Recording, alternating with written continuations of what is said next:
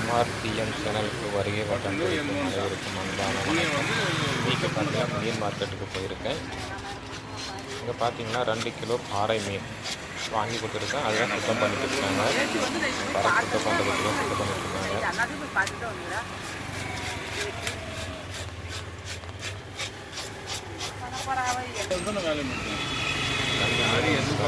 2 kilo 200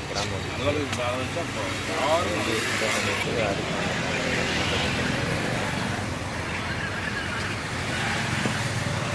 cut பண்ணுறதுல பார்த்தீங்கன்னா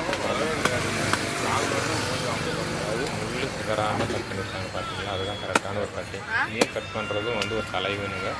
அது கசன்னு வெட்டினா முள்ளு துண்டு துண்டாக போட்டால் நம்ம குழம்பு காசுனா வந்து சாப்பிட முடியாது. அது பக்குவமாக வெட்டணும். அது மாதிரி ஒரு பக்குவமாக வெட்டணும். மீன் நல்லா பக்குவமாக வெட்டணும். மண்டை துண்டமாக வெட்டினாக்கா தூள் தூளாக எலும்பு வந்துடும். அப்புறம் குழம்பு காட்டினோம்னா குழம்பு சாப்பிடும்போது ஃபுல்லாக முள்ளாக தான் இருக்கும். இது பாருங்கள், முள் வந்து வெளியே வராமல் கரெக்டாக கட் பண்ணுவாருங்க. பாருங்கள், ஒவ்வொரு கட்டில் வந்து ஒவ்வொரு பீஸாக விழுது. இந்த மாதிரி தான் கட் பண்ணணும். சூப்பராக கட் பண்ணுறாங்க. இதில் பார்த்தீங்கன்னா ஒரு முள்ளு கூட நம்ம செதறாமல் கட் பண்ணியிருக்காங்க. பீஸ் பீஸாக ஆக்கியிருக்காங்க. பாருங்கள், ஒரே இதில் கரெக்டாக கட் பண்ணி வச்சுருக்காங்க. 2 கிலோ 200 கிராம் பாருங்கள், கரெக்டாக கட் பண்ணி கொடுக்குறாங்க.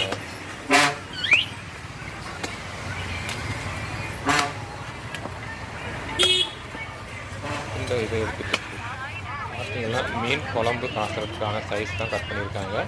நாங்கள் வந்து இன்றைக்கி குழம்பு காசை போகிறோம், அதனால தான் வந்து கட் பண்ணியிருக்காங்க. நல்லாவே சுத்தம் பண்ணி கரெக்டாக கட் பண்ணி தருவாங்க.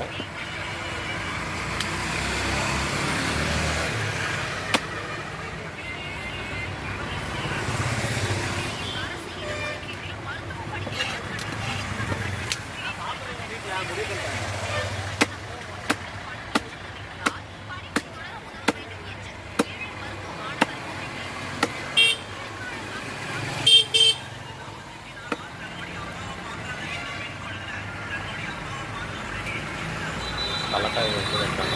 தலைக்காய் வைப்பாங்க.